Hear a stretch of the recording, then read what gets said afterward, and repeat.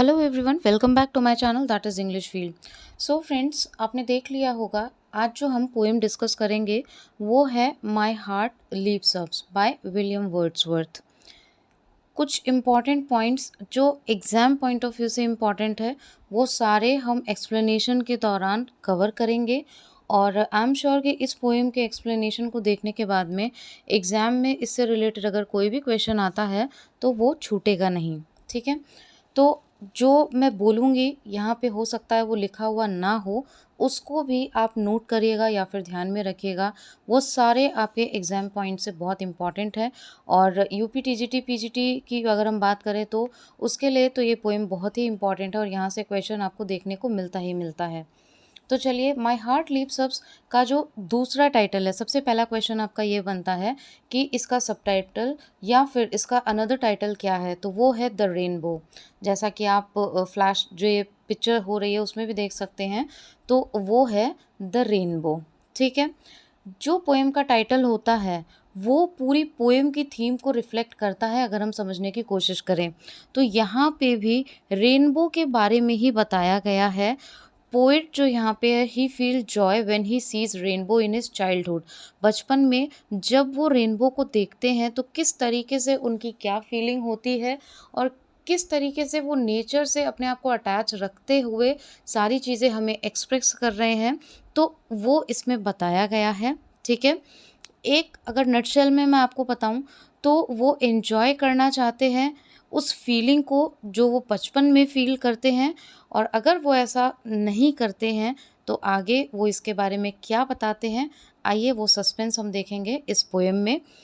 और दूसरी चीज़, ये जो पोएम है ये लिखी गई थी नाइट ऑफ 26 मार्च 1802।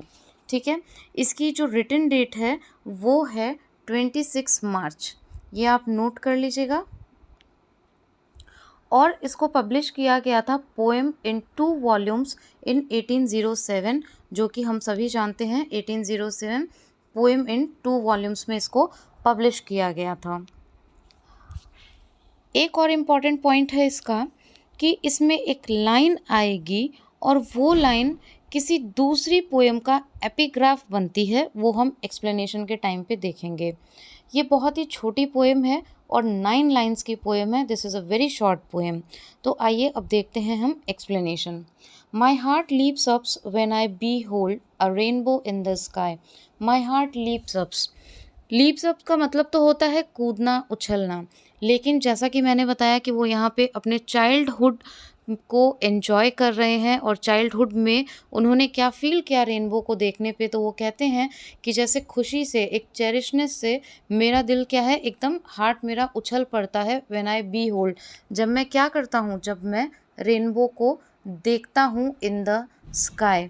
उछल पड़ता है मतलब वो खुशी जो एक ऑब्जर्वेशन पार होता है बचपन में, बच्चों में एक छोटी छोटी चीज़ों में जो वो खुशी देखते हैं, उससे रिलेट करते हुए वो बता रहे हैं। एक चाइल्डहुड की इनोसेंसी को दिखाते हुए, एक्सप्रेस करते हुए बता रहे हैं कि किस तरीके से एक बच्चा रेनबो को देख कर के एकदम से खुश होता है। So was it when my life began. अब वो बताते हैं कि सो वॉज इट, उस समय भी वो ऐसा ही था। जब कब, जब मेरी लाइफ की शुरुआत हुई, या फिर आप बोल सकते हैं कि जब वो छोटे थे, इन्फेंसी एज को वो यहाँ पे बता रहे हैं कि जब वो छोटे थे, चाइल्डहुड की बात वो कर रहे हैं, तब भी वैसी ही फीलिंग थी। So is it now I am a man, and so is it now, और अब भी आई एम मैन, जब वो एक मैन बन चुके हैं, मेच्योर हो गए हैं। बहुत सारे चेंजेस आते हैं जब आप चाइल्डहुड से अडल्ट एज की तरफ जाते हो, आपके थॉट प्रोसेस में चेंज आता है। क्यों? क्योंकि चाइल्डहुड में आप मटेरियलिस्टिक वर्ल्ड से बहुत दूर रहते हो, लेकिन जैसे जैसे आप मेच्योर होते हो, आपकी थिंकिंग, आप जो बाहरी दुनिया को देखने का तरीका, नेचर को ऑब्जर्व करने का तरीका, छोटी छोटी चीज़ों में जो आप खुशियाँ ढूंढते हो जब आप छोटे होते हो, लेकिन जैसे जैसे आप उस चाइल्डहुड एज को पार करते हो तो मटेरियलिस्टिक वर्ल्ड पे ज़्यादा आप अट्रैक्ट होते हो। रीजनिंग की जो क्षमता है वो हमें आ जाती है, तर्क शक्ति आ जाती है कि ये अच्छा है, ये बुरा है, ये ऐसे है तो ये ऐसे नहीं होना चाहिए, वो ऐसे क्यों है। तो इस वजह से आज वो कहते हैं कि जब मैं एक मैन हूँ तब भी वो रेनबो आज भी मुझे वैसा ही दिखता है, सेम वही फीलिंग आती है। स्टिल टुडे माई हार्ट लीप्स अप। आज भी जब मैं उसको देखता हूँ तो उसी तरीके से मैं खुश होता हूँ। नेक्स्ट है so be it when I shall grow old. और उनकी ये जो इच्छा है वो फीलिंग एक्सप्रेस कर रहे हैं कि ऐसा ही रहे, जब वो ग्रोइंग एज में आ जाएंगे तब भी ऐसा ही होगा।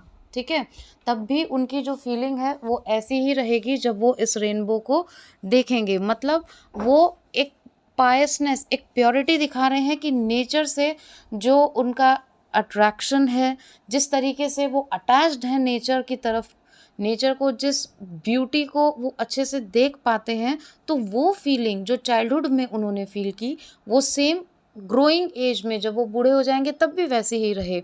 और लेट मी डाई।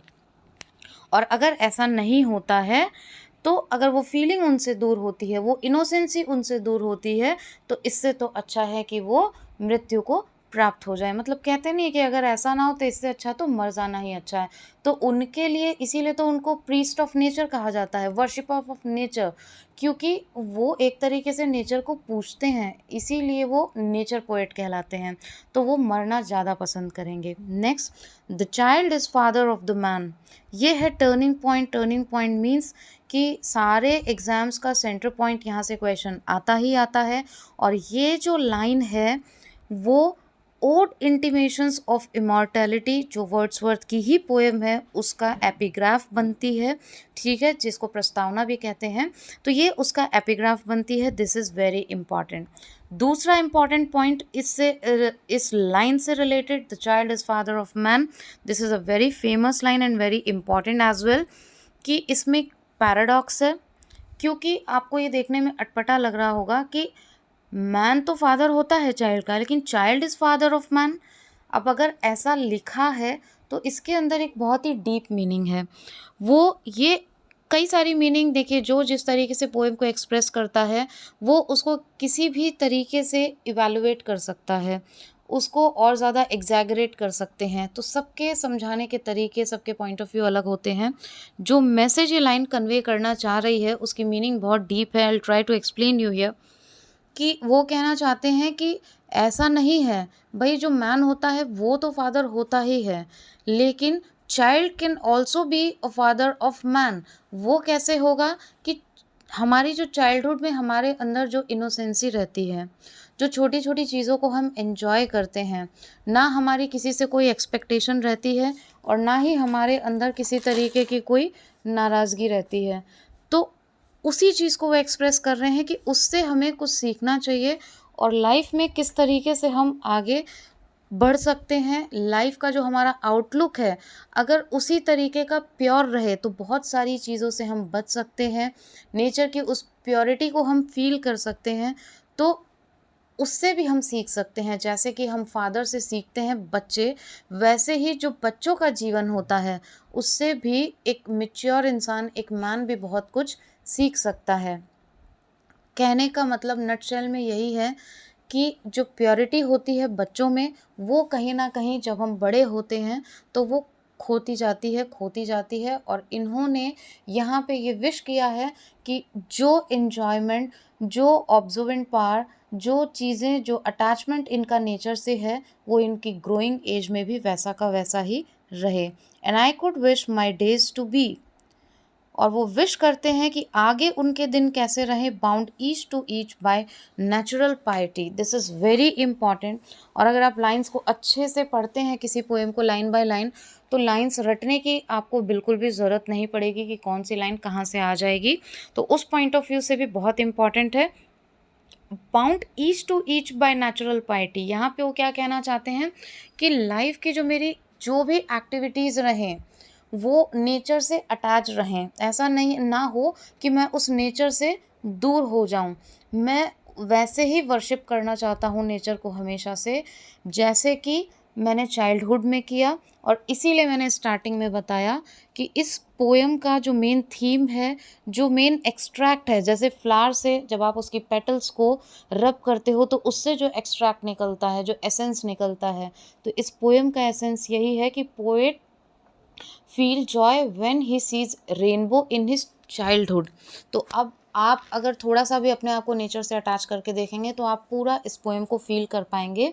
तो दिस इज़ द थिंग कि वो बताना चाहते हैं कि he want to enjoy the same feeling in the old age and if he fails then he wish to die. और अगर वो ऐसा नहीं कर पाते हैं, ना फील करें, मतलब मटेरियलिस्टिक वर्ल्ड से अटैच होते जाएं जैसे जैसे वो ही ग्रोज ओल्ड, तो इससे बेहतर है कि वो मर जाएं। ठीक है, तो ये इसका पूरा सार था। ये आपकी पोएम थी, बहुत छोटी सी पोएम है लेकिन बहुत ही मीनिंगफुल पोएम है। और आई होप कि आपको समझ में आई होगी। जितने भी एग्जाम पॉइंट्स हैं वो मैंने इसमें कवर किए हैं, उनको आप नोट डाउन कर सकते हैं। नेक्स्ट पोएम में फिर से हम मिलेंगे। Thank you so much for watching and giving your precious time.